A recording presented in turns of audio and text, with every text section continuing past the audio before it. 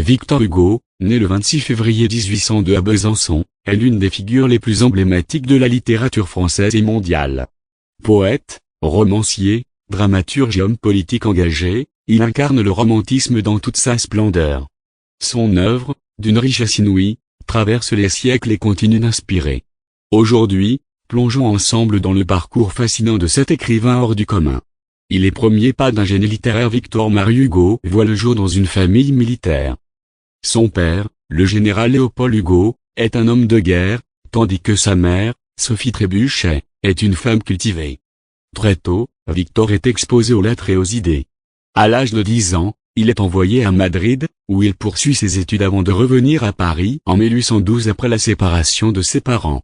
Dès son adolescence, il se distingue par son talent poétique. À 20 ans, il obtient une pension royale pour son recueil de poèmes, odes et ballades. En 1822, il épouse Adèle Fauché, une amie d'enfance, avec qui il aura 5 enfants. De l'artiste romantique, poésie, théâtre et engagement. Victor Hugo est l'un des chefs de file du mouvement romantique en France. En 1827, sa pièce Cromwell rompt avec les conventions classiques, annonçant une nouvelle ère théâtrale.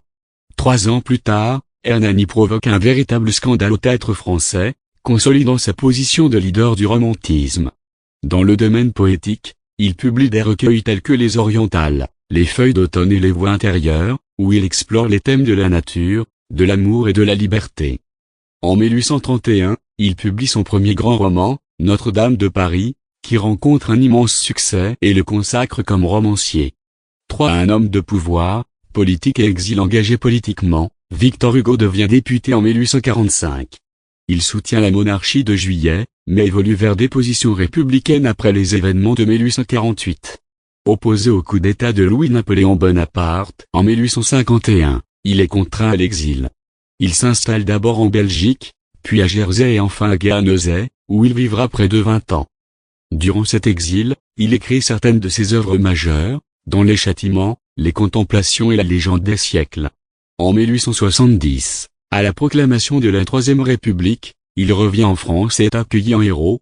Il est élu député en 1871, puis sénateur en 1876. Les œuvres majeures, des classiques incontournables. Parmi ses œuvres les plus célèbres, on trouve Les Misérables, un roman monumental qui dépeint les luttes sociales et la quête de rédemption. Les Travailleurs de la mer, un hommage à la résistance humaine face aux forces de la nature. L'homme qui rit, une critique acerbe des inégalités sociales.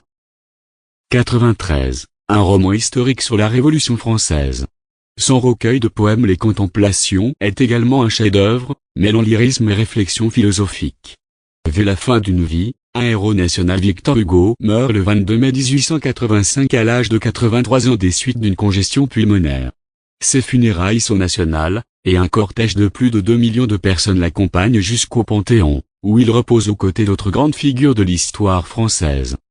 Conclusion, un héritage éternel. Victor Hugo n'était pas seulement un écrivain, il était un témoin de son époque, un défenseur des opprimés, un visionnaire. Son œuvre continue de résonner, offrant des leçons de courage, de justice et d'humanité.